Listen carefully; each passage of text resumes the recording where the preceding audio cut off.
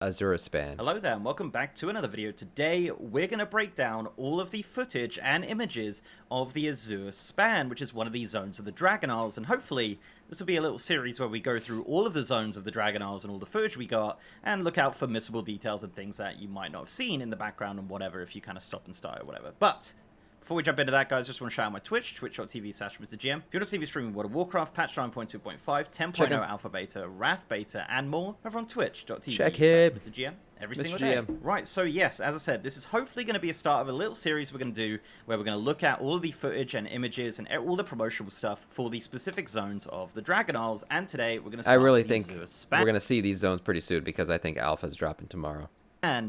Which apparently is one of the biggest zones they might have ever made in World of Warcraft, which is pretty exciting. So we have around 40-second promotional video and a couple of images from the press kit. So let's just jump into it. So our first shot of the Azure span was during the Dragonflight announcement video, the cinematic teaser, and this image is actually fantastic. Yeah, as you can see, there are the kind of Titan Watcher guys insane. just hanging out there, and I believe this image is from like 10,000 years before, and there's actually another concept art which is almost right. This is like a prior to the awakening of the land, and you can see the stone boys are still sleeping. The mist still covers the land, and remember, like, this mist was like a magical mist because even the dragons themselves forgot where the Dragon Isles were. Hence the reason, we haven't found it. Nobody's been there. Our own dragons have not seen it. So this mist here, it's the exact angle magical mist of that image, which shows the kind of Azure span. There it is now, like awake. Time. Yeah. As you can see, there's a lot of blue dragons hanging around. This zone will primarily be blue dragons from the sounds of things, and Calicos will be playing a part as well with his brand new model.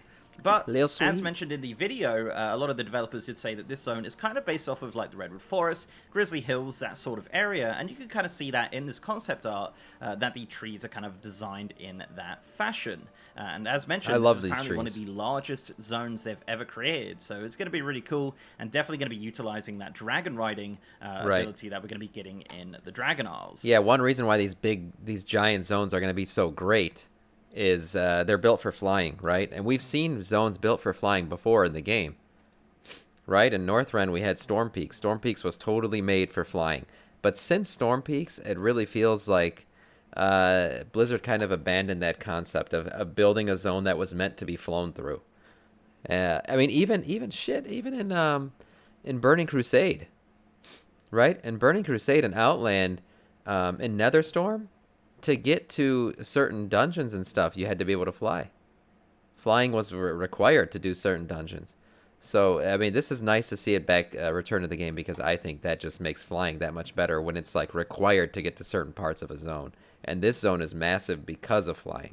We now have this in-game video right here, which is just a path. There is actually no NPCs visible in this shot, and there's not really many NPCs visible at all throughout the entirety of the Azure span video, which is very unfortunate. I love that, which like, makes me think autumn-looking once Alpha does drop, colors. it's probably going to be one of the zones that we're not going to be getting at the beginning, but we'll have to see what happens with that, as this was now 2 months ago.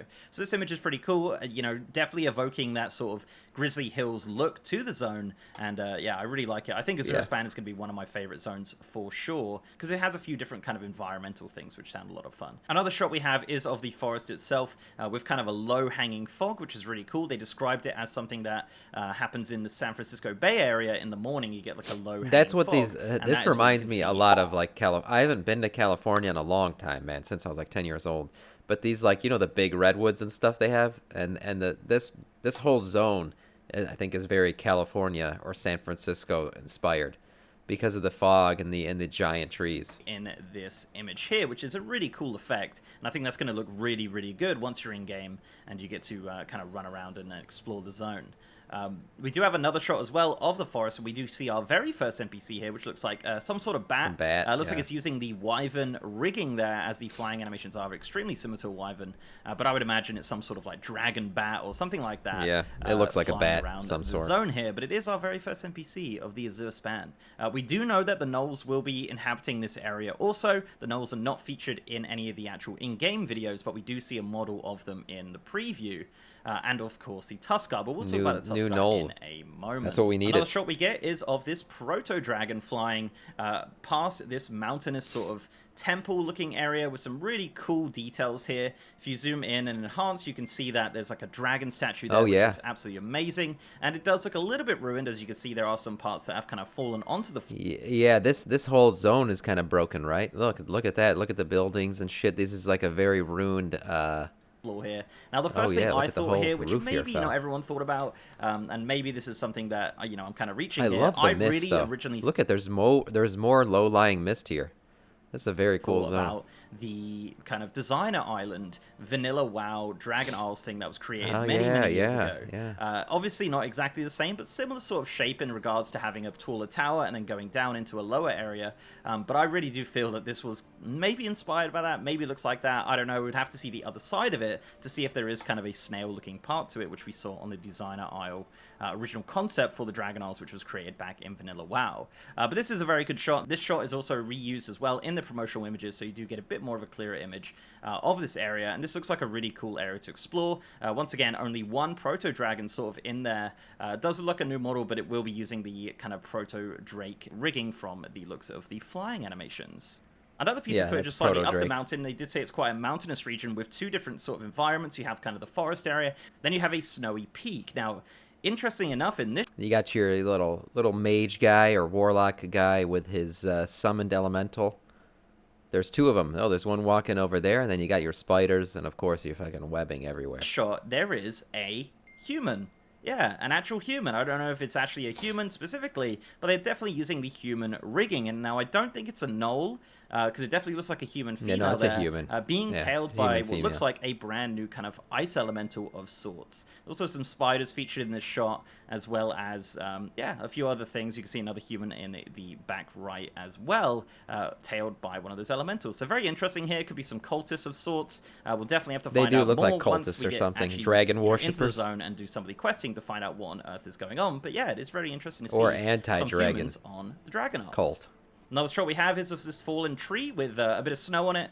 Doesn't look like anything specific is going on here. No NPCs as of Now, such, mind you, so- this zone's massive. This is all part of the same zone. Remember the autumn-looking area we were in? Now we're in a snow part of the same zone. So there must be some kind of transition within this zone for there to be a snow area and an autumn-looking area. Yeah, just a random fallen tree, kind of evoking some of that Grizzly Hills aesthetic as mentioned in the preview. Now, here's one of the cooler shots with some very interesting details. This is of a small Tuskar Oh, yeah. camp. As you can see down the bottom there, they are fishing Oh, yeah. There they are. with those Tuskar fishing poles. But if you look in the back by the big tree, there is a dragon frog. Now, this dragon frog is also A featured in dragon the promotional frog. art. Holy shit. What? A dragon frog? There's no way these don't become a mount. You can get a better look at this dragon frog in 4K, and it looks amazing. Obviously using the frog rigging, which was introduced in Battle for Azeroth, of course, but it does look very fun and very interesting, and I wonder if it will become a mount at any point. Yeah, I it am has to extremely become curious a about mount. that, It's such but an easy thing for them to do because they already have the frog rigging.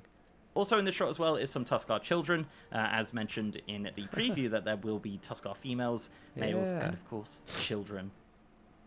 The fact that they've gone as far to create Tuskar male, females, and children really does get close to the fact that these guys might become a playable race.